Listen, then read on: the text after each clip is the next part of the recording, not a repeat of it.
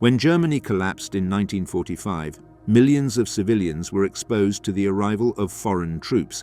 Among them, German women faced one of the most silenced chapters of the post-war period. In devastated cities, without protection or stable authority, abuse became a widespread practice. Soldiers from different Allied powers participated in mass rapes. Some occurred during the initial occupation. Others were repeated for months in uncontrolled towns and villages. The victims ranged from young girls to elderly women. Many died after the assaults. Others were marked for life. Fear and silence prevailed, while the new authorities tried to hide the magnitude of the events. Why were the abuses silenced in the post-war trials? What responsibility did the Allied commands have? How is this hidden chapter of the occupation remembered today? Between the summer of 1944 and the spring of 1945, the Third Reich entered a process of accelerated collapse that fundamentally transformed life in German territory. The simultaneous pressure from the Allied armies from the west and the Red Army from the east exceeded the strictly military and became an administrative and legal disintegration that directly affected millions of civilians. On the 6th of June 1944, with the landing in Normandy, a new Western Front was opened. Within a matter of weeks, the German defences in France collapsed, and in August, the Allied armies had crossed the Seine, approaching the borders of the Reich. In September, the offensive extended to Belgium and the Netherlands, and towards the end of that year, the American forces reached the Rhine. The German attempt to reverse the situation with the Ardennes offensive in December failed in January of the following year. From then on, Rhineland, the Ruhr, and Bavaria were exposed to the penetration of the Western Allies. In the east, the breakdown was even more severe. In June of 1944, Operation Bagration destroyed Army Group Center and opened up a front of constant retreat. In January of the following year, the Vistula-Oder offensive placed the Red Army within short distance of Berlin, while in the northeast, Prussia fell. The encirclement of Breslau and the capture of Königsberg in April confirmed the German inability to contain the advance. The loss of military control in the eastern territories was irreversible. This collapse had immediate consequences on the local administration. In numerous towns and cities, mayors and officials abandoned their positions during the withdrawal. The military courts were paralyzed, with judges displaced and files abandoned in destroyed buildings. The rural and urban police withdrew alongside the army, leaving a vacuum of authority visible from the big cities to the smallest villages. The occupation brought with it the establishment of military governments under the direct control of the victorious powers. In the east, the Soviet military administration, known as SMAD, focused on demilitarization and the dismantling of industry as war reparations. In the West, the Office of Military Government for the United States, or OMGUS, was established in 1945, while the British set up their headquarters in Bad Oeynhausen. France administered its zone with gendarmerie and colonial troops, later organizing a more formal structure. These administrations took on general tasks of political and economic control, but in the first few months, their capacity to ensure daily order was limited. The priorities were disarmament, the capture of Nazi leaders, and economic reorganization. The safety of the civilian population was relegated, and order depended largely on the initiative of local commanders rather than unified policies. The international legal framework was insufficient. The Hague Convention of 1907 and the Geneva Convention of 1929 regulated prisoners and combatants, but did not offer clear protection to civilians in prolonged occupations. Guarantees depended on the interpretation of each power. The Red Army did not recognize these treaties in practice, considering the German population an integral part of the aggressor nation. The Western powers formally declared adherence, although their application varied depending on local circumstances. A notable measure in the West was the non-fraternization policy. In July of 1944, Eisenhower ordered all social contact between soldiers and the German population to be prohibited. The British High Command adopted similar measures. The intention was to avoid sympathies, prevent ties that would compromise security, and maintain a clear subordinate relationship. However, between the end of 1944 and 1945, these orders were relaxed, allowing interactions in the work and administrative sphere. The constant variation reflected the impossibility of absolutely controlling millions of soldiers living with millions of civilians. The material situation of Germany was critical. The rationing system, already deteriorated since 1939, collapsed when the rail transport became inoperative due to the bombings. Many cities were in ruins, without water, electricity, or sewage. Hospitals lacked staff and supplies, and the population relied on improvisation to survive. The arrival of the occupying armies intensified the logistical pressure.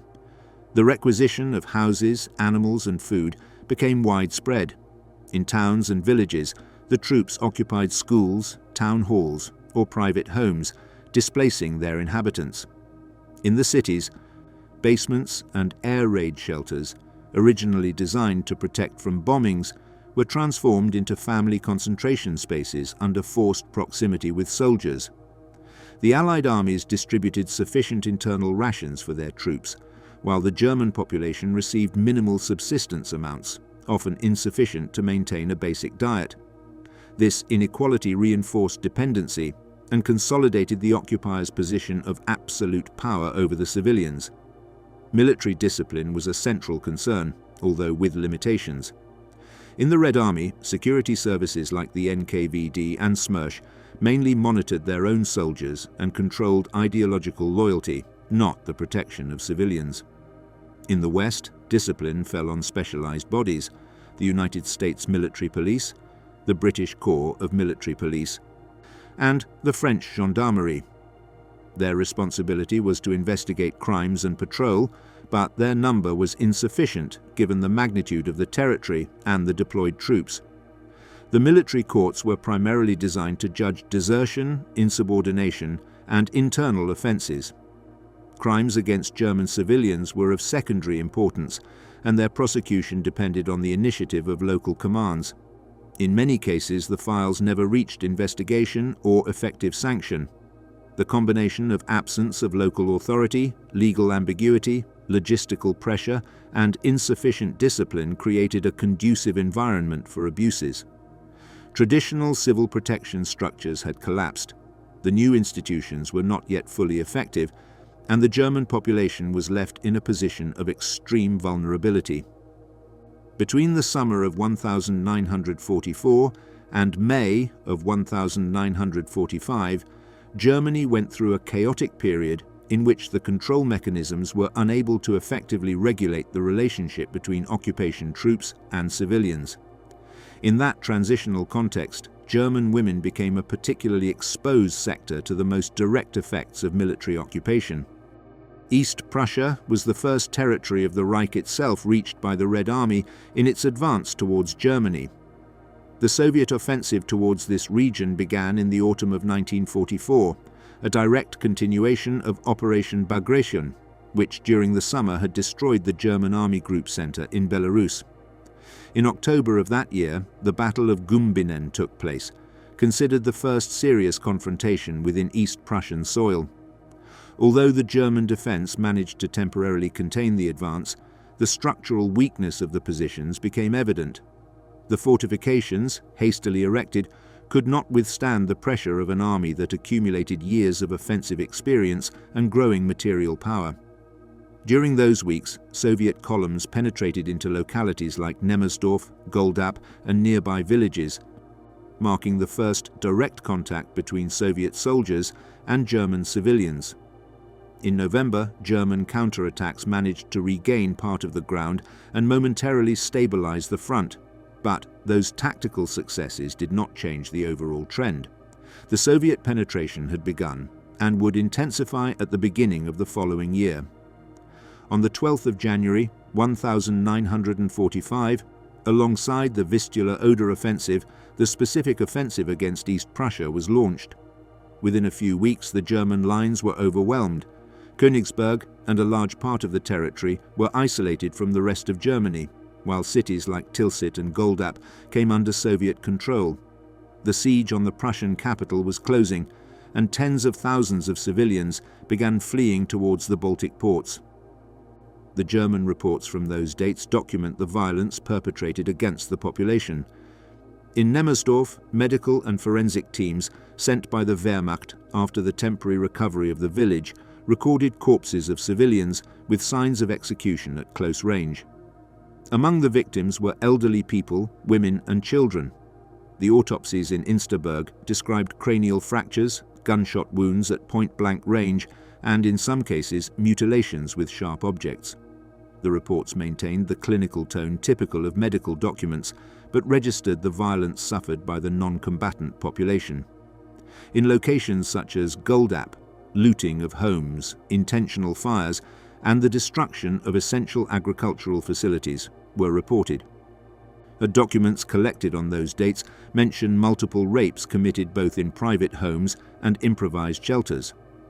The testimonies of refugees who managed to escape west described attacks directed against women and, in many cases, the immediate death of the victims. The roads also became scenes of attacks. German military reports from October and November recounted ambushes against convoys of peasants fleeing with their belongings.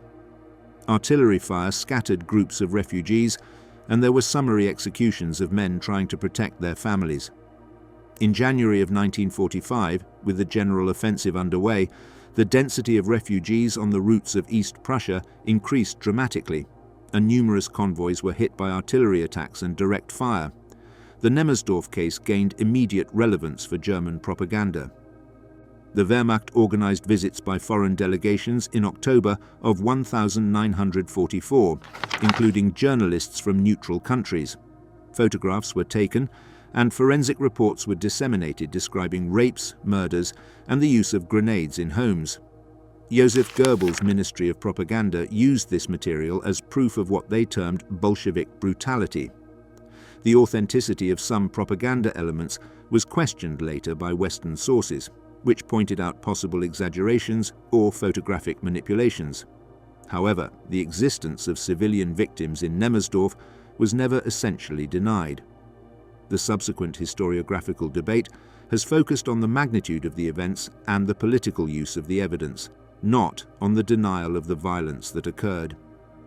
The diaries of operations of Soviet units allow us to identify which formations passed through the area on those dates. The 11th Guards Tank Corps and the 25th Army operated in October, while in January the deep penetrations corresponded to the 3rd and 2nd Belarusian armies. Their advance routes coincide with the areas where the most serious incidents against civilians were documented. The German reports sent to the High Command were systematized as evidence of the risks that the population ran under Soviet occupation. The administrative objective was subordinated to propaganda purposes, and the local authorities did not implement protection measures beyond evacuation orders, issued too late for the majority.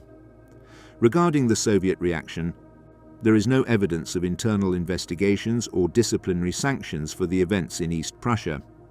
Some Soviet commanders later mentioned the difficulty of controlling troop behavior in enemy territory after years of extermination warfare. However, the priority was to maintain the offensive momentum and ultimately destroy the German army, not to address civil complaints. Some documents of the Soviet military administration from 1945 refer in general terms to troop excesses and recommend strengthening discipline to preserve the international image before the Western Allies. However, these references are after the events in East Prussia and do not make specific mention of Nemmersdorf or the other affected localities.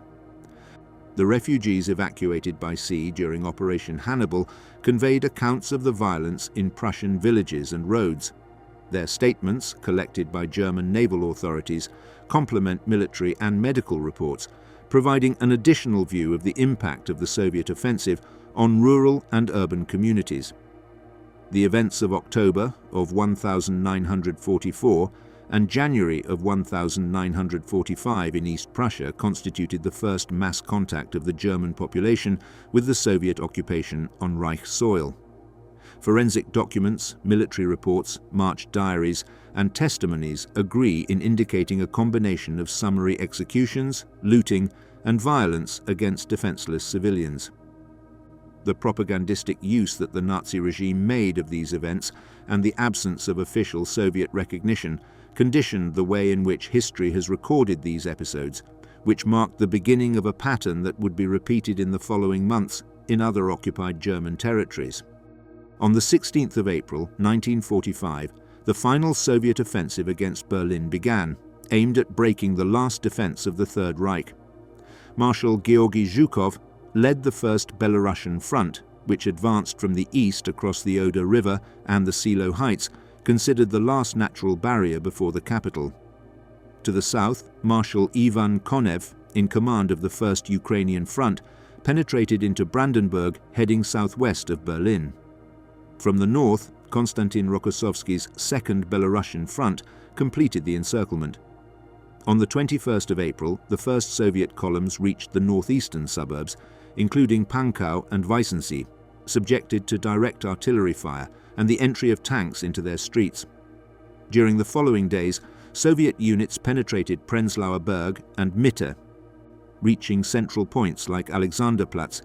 House-to-house fighting intensified around strategic buildings, with hospitals like Charité transformed into emergency centers under extreme conditions. On the western flank, Konev's troops crossed the River Spree under heavy resistance and entered Kreuzberg and Charlottenburg. On the 25th of April, Berlin was completely surrounded. With no possibility of resupply or evacuation, the districts of Wedding, Tiergarten and Spandau became scenes of prolonged clashes, while German forces retreated toward the Chancellery and the Reichstag. The civilian population sought refuge in basements, subway stations, and air raid shelters built during the air war. The hospitals of Moabit, Friedrichshain, and Neukölln worked at the limit, attending both wounded combatants and civilians hit by artillery and urban fighting. Contemporary documents allow tracking a pattern of recurrent violence during those days. Between the 21st and the 24th of April, in Prenzlauer Berg and Mitte, Soviet soldiers burst into basements and homes under the pretext of searching for alcohol or hidden enemies. Various medical records mention systematic sexual assaults against women of different ages, documented in district hospitals. In Pankow, the night of the 23rd of April was marked by nighttime raids on entire residential blocks. Refugees hidden in basements were forcibly removed, and numerous women were admitted shortly afterward to medical centers with serious injuries. The hospital records of that district include references to internal tears, heavy bleeding, and venereal infections detected after these episodes. The Soviet entry into Charlottenburg and Kreuzberg on the 26th and 27th was accompanied by new intrusions in homes and underground shelters.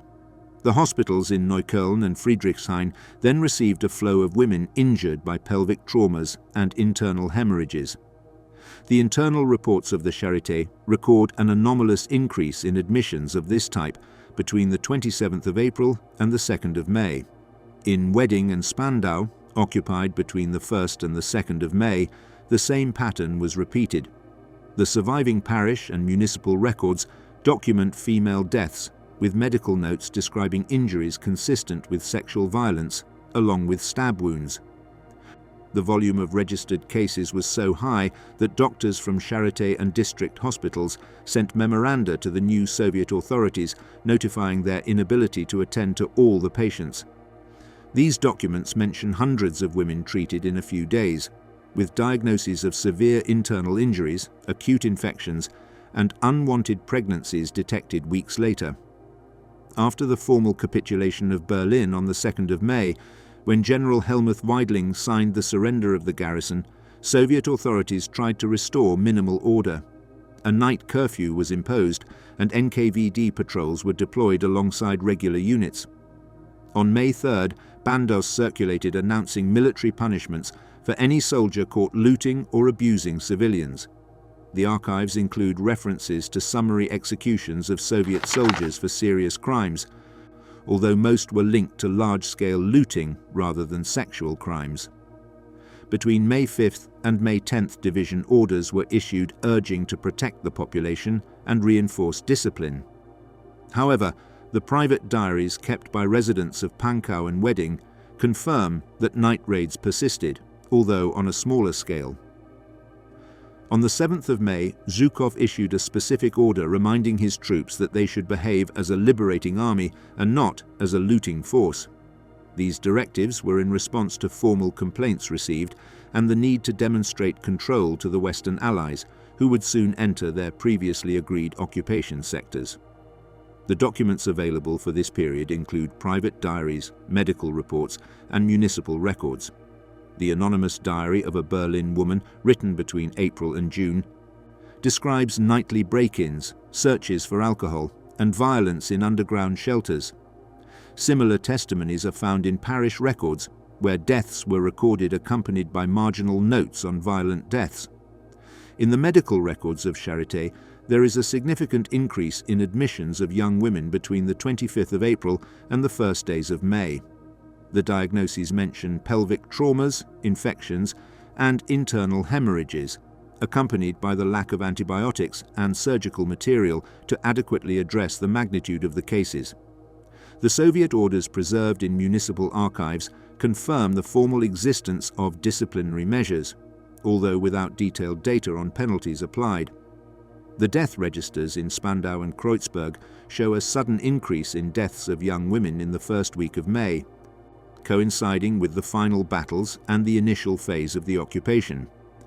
The documentation from this period allows for establishing a clear sequence: massive and systematic break-ins during the combats between the 21st of April and the 2nd of May, a quantifiable increase in hospital admissions and deaths on those same days, and the subsequent issuance of Soviet disciplinary orders which had partial and limited application to the districts under the direct supervision of higher command.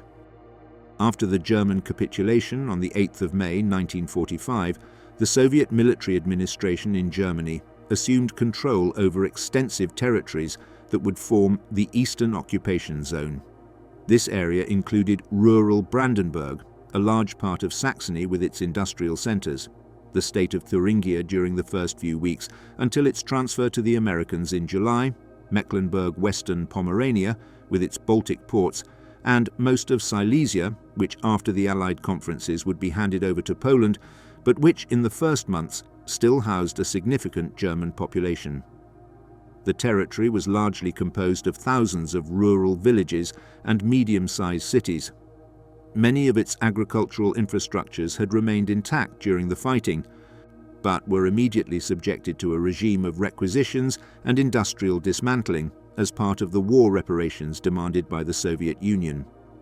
Soviet troops were quartered in schools, town halls, farms, and requisitioned private houses, which established a forced and permanent coexistence with the German civilian population.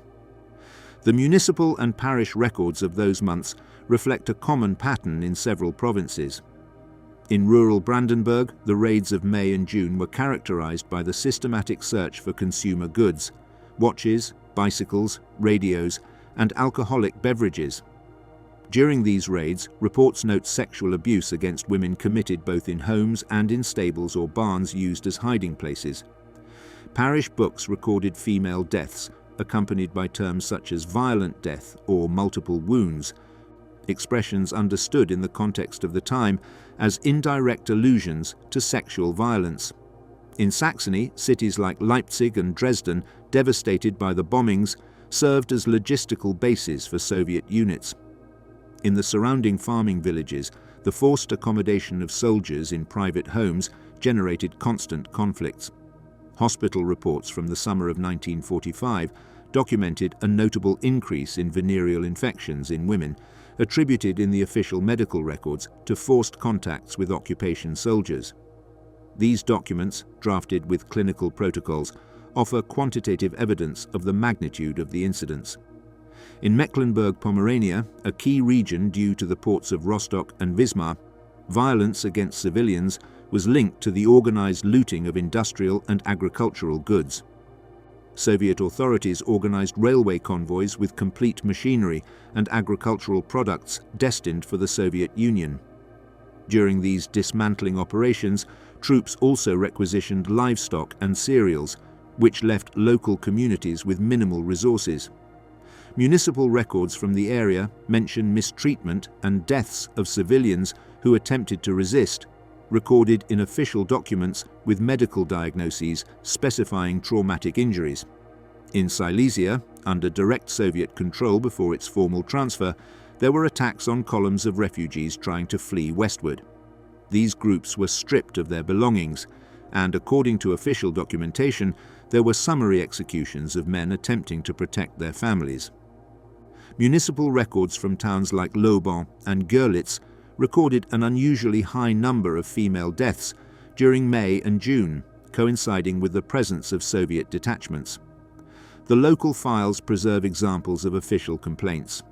In the district of Eberswalde, Brandenburg, the May records report more than 60 formal complaints for looting, cattle theft, and abuses against women. The complaints were sent to the Soviet command without any record of effective sanctions. In Meissen, Saxony, an official report from June documented 41 cases of violence against civilians, delivered to the local NKVD and translated into Russian by interpreters, although no subsequent legal proceedings were recorded. The NKVD and SMERSH intervened sporadically in cases considered serious or with a risk of affecting discipline. In Thuringia, before its transfer, an official NKVD summary from June mentions the execution of 2 Soviet soldiers accused of rape and looting in the vicinity of Weimar. However, these episodes appear to be exceptional and with an exemplary purpose, rather than as part of a systematic disciplinary policy. In Mecklenburg, the correspondence between German town halls and Soviet command posts reflects reports of abuses committed during machinery transport operations. The Soviet responses consisted of general warnings about discipline without evidence of concrete measures. During the summer, the Soviet military administration issued orders aimed at reinforcing discipline.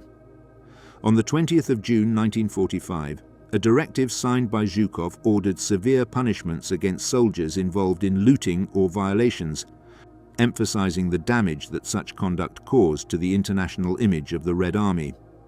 On the 1st of August, a supplementary order instructed the creation of field tribunals.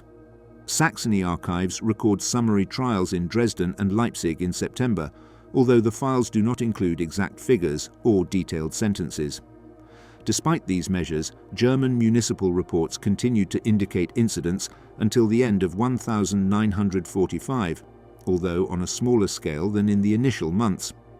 This suggests that the disciplinary orders produced some reduction in the frequency of abuses, but they did not eliminate them. Contemporary sources for this period include municipal records, death records, medical reports, official orders from the Soviet military administration, and NKVD summaries. Together, they allow for the reconstruction of a scenario in which the Soviet occupation outside Berlin was marked by rural raids, forced housing, sexual violence, systematic looting, and a limited administrative response.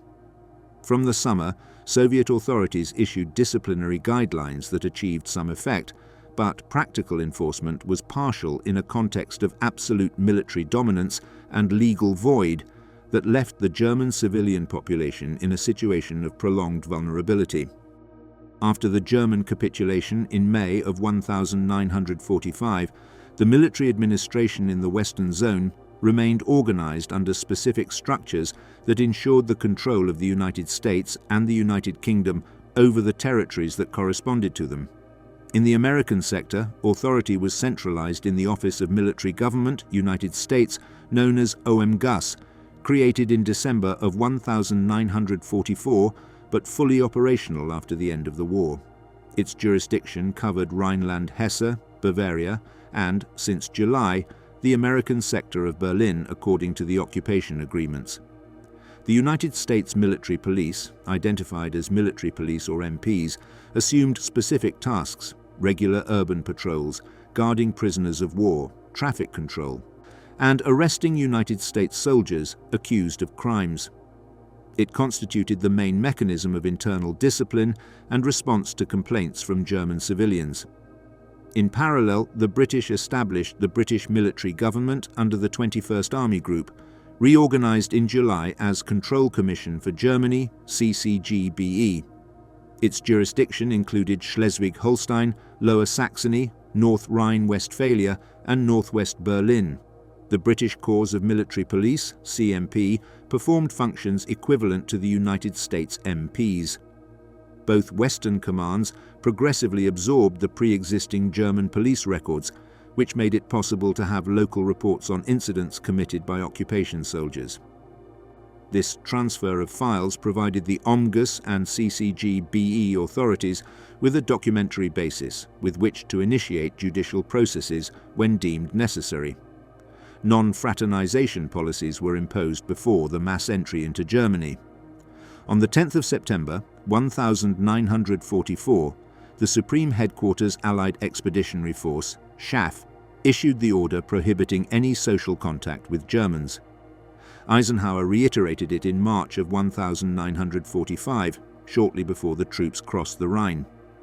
The prohibition included conversing with civilians, except for strictly official reasons, accepting hospitality in German homes, and explicitly any kind of relationship with German women. In June, the modifications began. On the 14th of that month, Eisenhower authorized exceptions for necessary work contacts.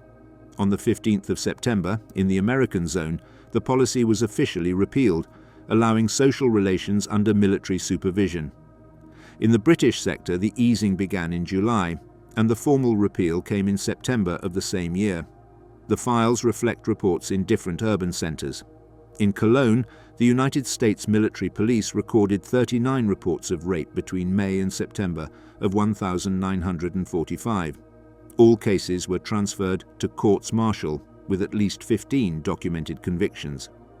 In Düsseldorf, municipal records from July mention hospital admissions of women with injuries after contact with Allied soldiers, recorded with medical terminology of the time. In Bonn, local authorities referred to OMGUS complaints of looting and abuse in requisitioned homes. In Frankfurt, administrative headquarters of OMGUS, the MPs prepared weekly reports. Between July and December, 71 cases of sexual assault were recorded, with 43 accused referred to military trial.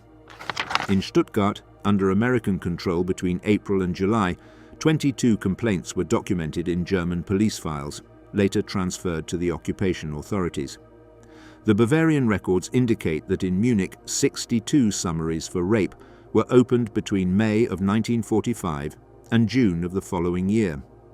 In Nuremberg, during the preparation of the International Military Tribunal, 14 files for incidents in troop transit zones were reported. In the American sector of Berlin, which included districts like Dahlem and Zehlendorf, and in the British one, which comprised Charlottenburg and Wilmersdorf, the initial complaints were managed in coordination with the Soviet authorities until September, when Berlin was divided into 4 definitive sectors. Between July and December, 28 complaints were recorded in the American sector and 19 in the British one. The files of American military tribunals show that in the European theatre, between 1942 and 1946, approximately 11,000 cases for rape were initiated, with a considerable number corresponding to the German territory after the occupation. In the American zone alone, between May of 1945 and December of 1946, 2,420 processes for sexual offences were opened. Of them, 943 resulted in convictions, 256 included the death penalty, 71 were executed, the rest concluded in prison sentences of 5 to 20 years. In the British sector, the figures were lower. Between June of 1945 and December of 1946, 1,072 cases for rape were opened, with 225 final convictions and 14 executions. The rest of the defendants received prison sentences of up to 10 years or were acquitted for lack of evidence. The records also reveal a pattern in the application of sentences. In the United States, the most severe sentences fell disproportionately on African American soldiers. In the United Kingdom, commutations were more frequent in cases of soldiers from elite units or with a distinguished combat record. Several death sentences were reduced to life imprisonment by decision of higher commanders. The documentary sources include court-martial records preserved in the United States and British National Archives, systematic reports from MPs and CMP, and directives from Eisenhower and the 21st Army Group. There are also German police records handed over to the occupation authorities and used as evidence in military trials. Altogether, this documentation allows for the reconstruction of a scenario in which there was a significant volume of formal complaints processed in military courts. The outcomes were variable and depended on factors such as unit of origin, region of deployment, rank, and racial origin of the accused. The available evidence shows that, in the Western area, military authorities established active judicial mechanisms and formally prosecuted numerous cases. However, the effectiveness of these measures to prevent crimes or guarantee full justice to the victims was conditioned by the administrative priorities and power structure of each army in the context of the immediate post-war period. After the German capitulation in May of 1945, the French occupation zone was delineated in southwestern Germany, encompassing the territories of Baden, Württemberg-Hohenzollern, and Rhineland-Palatinate, with the administrative capital established in Baden-Baden. The First French Army, under the command of General Jean de Lattre de Tassigny, assumed direct control of this region, deploying a combination of French metropolitan divisions and colonial units that had participated in the preceding military campaigns. Among these colonial units, the Moroccan Goumiers stood out especially, mountain specialized troops organized in formations called tabours, who had demonstrated their military effectiveness in difficult terrains during the fighting in Italy and in the Rhine campaign. These units, recognized for their operational capability in adverse conditions, participated directly in the final operations over the Black Forest and the Neckar Valley during April of 1945, constituting some of the first forces to enter German localities that would later remain under permanent French administration. The French military deployment also included specialized elements of military gendarmerie and detachments of colonial police, organizations officially responsible for maintaining discipline among the deployed troops and responding to complaints made by the German civilian population. These units had formal authority to investigate incidents and prosecute cases according to the French military legislation applicable in occupied territories. The city of Freudenstadt, located in the north of the Black Forest, was occupied by French troops on the 16th of April 1945 after intense fighting throughout the surrounding region. The municipal documents preserved and testimonies collected later indicate that during the first 3 days of occupation, systematic looting and sexual abuses were committed against women of all ages residing in the locality. The municipal archive of Freudenstadt preserves records of emergency meetings where dozens of formal complaints filed by city residents were recorded. The local hospital documented in its medical records of April a statistically abrupt increase in admissions of women with gynecological injuries, multiple fractures, and various traumas. The medical records also report deaths due to internal bleeding and suicides occurring in the days following the initial events. Municipal estimates, prepared based on official medical reports and testimonies systematically collected, documented hundreds of victims in the main locality and neighboring villages during this period. The French troops reached Constance at the end of April of 1945, establishing administrative control over this strategic city located on the border with Switzerland. The hospital records of Constance record between April and May a statistically high number of admissions of women with medical diagnoses of sexual assaults, according to the standard clinical terminology of the time. The City Hall of Constance sent official reports to the French command describing the local situation and formally requesting protection for the civilian population. In lakeside towns of Lake Constance, including Radolfzell and Überlingen, preserved municipal records include official complaints of systematic looting of homes, theft of domestic livestock, and abuses committed by soldiers identified as belonging to colonial units. In the Neckar Valley and scattered villages of the Black Forest, the occupation by units of Goumiers was characterized by episodes similar to those documented in other localities. The preserved records of disarmed German gendarmerie and the parish notes record women attacked on isolated farms and during raids organized in search of alcohol and valuables. In villages like Horb am Neckar and Rottweil, collective complaints from inhabitants are documented that were officially transmitted to the French gendarmerie according to established administrative procedures. The municipal archives of Rottweil preserve a list dated June of 1945 that documents more than 200 individual reports of abuses committed against the local female population. A significant portion of these documents was translated into French by official interpreters and sent to the corresponding military command according to preserved administrative records. The French gendarmerie opened official files in various localities in response to the complaints received. In Freudenstadt, arrests were made of soldiers specifically accused of systematic looting, although the documented sanctions in the preserved files were mainly limited to administrative transfers out of the affected region. In Konstanz, an official military summary from May of 1945 included 6 colonial soldiers formally accused of rape, but the available records only register mild administrative sentences and relocation to other military units. The command of the First French Army issued specific internal orders in May of 1945, urging to maintain discipline and avoid behavior that would discredit the French forces in the eyes of the Western Allies. However, the preserved official documents do not provide details about systematic punishments applied to those responsible. The administrative priority continued to be the effective territorial consolidation and the extraction of economic reparations, according to the established inter-Allied agreements.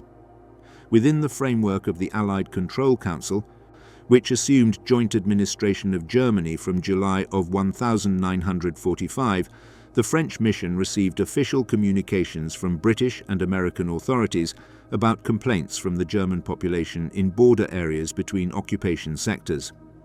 Diplomatic archives preserve these inter-Allied communications, although there is no evidence that these interventions resulted in large-scale judicial processes or significant changes in French disciplinary policies. The primary sources available for the reconstruction of this period include diverse documentation preserved in French and German archives. The German municipal reports submitted to French command posts, including documents from Freudenstadt, Konstanz and Rottweil, provide a local perspective on the events. Local hospital records document massive admissions of women with injuries associated with sexual violence during April and May of 1945, using standard medical terminology to classify these cases. The files of the French gendarmerie preserve records of arrests and transfers of colonial soldiers accused of various crimes.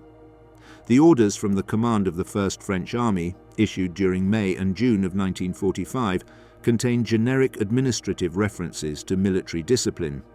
The inter-Allied correspondence developed within the framework of the Control Council includes specific complaints about incidents in the French zone, documenting the concern of other Allied commands about these events. The entirety of this documentation reveals that between April and August of 1945, the French colonial troops, particularly the units of Goumier, were involved in numerous documented abuses against German civilians in the regions of Baden and Württemberg-Hohenzollern. The complaints were abundant and were systematically recorded in municipal records and hospital records, but the French disciplinary response was characterized by its limitation to administrative transfers and minor sanctions, without the development of thorough judicial processes that provided effective justice to the victims or proportional punishment to those responsible. The preserved documentation indicates that the French authorities prioritized administrative stability and inter-Allied relations over the systematic investigation of these crimes, adopting an approach that minimized disciplinary consequences to preserve the cohesion of colonial units considered militarily valuable for the French territorial control in their occupation zone. After the occupation of Germany, reports of abuses committed by Allied troops followed different administrative paths depending on the control zone. In the Soviet zone, complaints from German civilians were received by district commandants and processed by NKVD or SMAD officers, depending on the nature of each complaint. A significant portion of those files did not remain in local German archives, but were transferred to Soviet funds, classified under the seal Sekretno, equivalent to secret material according to Soviet regulations. In the Western areas, the complaints collected by German municipalities or local police were forwarded to the occupation authorities. OMGUS in the American sector, the military government in the British, and the military prefectures in the French acted as receiving bodies. Subsequently, they referred the cases to the respective military police, who could open formal files if they considered the evidence justified investigation. The administrative destination of the files followed a dual pattern. The cases with formal process went to military courts. Those that did not reach that phase, along with statistical summaries, were archived in regional control councils and used in internal reports on public order. In the American and British archives, many files were classified under restricted or confidential seals. The opening terms varied between 30 and 50 years. In France, a large part of the gendarmerie documentation remained reserved until the end of the 20th century. The Allied Control Council, active between 1945 and 1948, centralized statistical reports of incidents from all zones. The preserved minutes show periodic tables, but these data were rarely discussed in public sessions. Post-war healthcare documentation complements military archives. In the Soviet zone, health services in Brandenburg, Saxony and Mecklenburg recorded in 1946 notable increases in sexually transmitted diseases among German women. Monthly reports indicated rates of gonorrhea and syphilis between 12 and 18% of patients of childbearing age. Although they did not establish direct links with the occupation, the figures were abnormal compared to previous periods. In Berlin, the Charité Hospital and other district centers sent memorandums to the Allied Control Council. A document from November of 1945 recorded 1,432 admissions of women with medical injuries classified as attributable to sexual violence between April and August of that year. In the American zone, the Military Medical Service compiled statistics on German civilians treated at military clinics. A memorandum from Frankfurt in March of 1946 recorded 4,000 cases treated in Hesse and Bavaria over 6 months, indirectly linked to contacts with troops. The summaries of MPs and CMP classified incidents into administrative categories: rape, assault, looting, drunkenness, and other crimes. In the British zone, a quarterly report from 1946 recorded 1,072 incidents with German civilians, of which 187 were formal accusations of rape. In the French zone, an internal gendarmerie document dated in Baden-Baden in August recorded 385 reports in Freudenstadt and nearby localities, under the category atteintes aux mœurs, the French legal term for crimes against customs. The commanders issued disciplinary circulars in response. In the American zone, Eisenhower signed an order in June of 1945 instructing to severely repress sexual crimes. However, subsequent file reviews show that many convictions were commuted and numerous death sentences reduced. In the British zone, Montgomery sent instructions in July of that year to punish looting and abuse, although records indicate that in many cases the applied measure was the transfer of soldiers without a formal trial.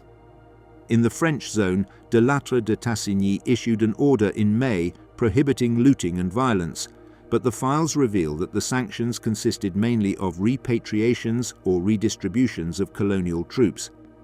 In the Soviet zone, circulars signed by Zhukov and Rokossovsky between June and August of 1945 ordered summary executions of soldiers guilty of violations. Subsequent documentation, however, shows that these sanctions were occasional and did not constitute a sustained policy. The most common administrative formula for closing files in all areas was the classification of lack of evidence. With this, cases were filed without establishing responsibility. In others, The accused were transferred to other units without recording any sentence or sanction. The control of public information was strict from the beginning of the occupation. In the American zone, the Information Control Division ordered the authorized German press not to publish news about troop incidents without express permission. A memorandum from August of 1945 explicitly instructed, "Do not disseminate discipline violations, handle them only in classified reports."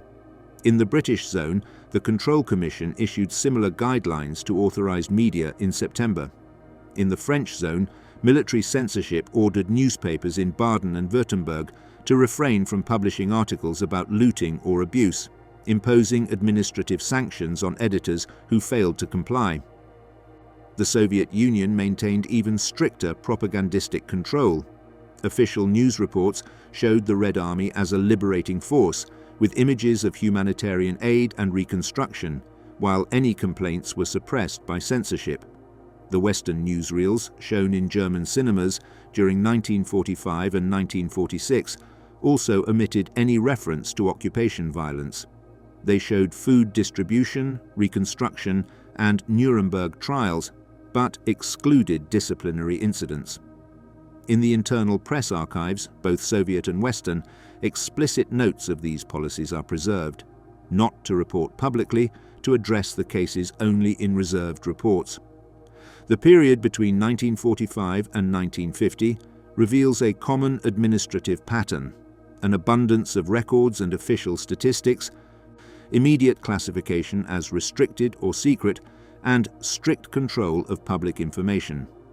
Medical and police reports documented the extent of the abuses, but command decisions tended to close cases with transfers, administrative files, or minor sanctions.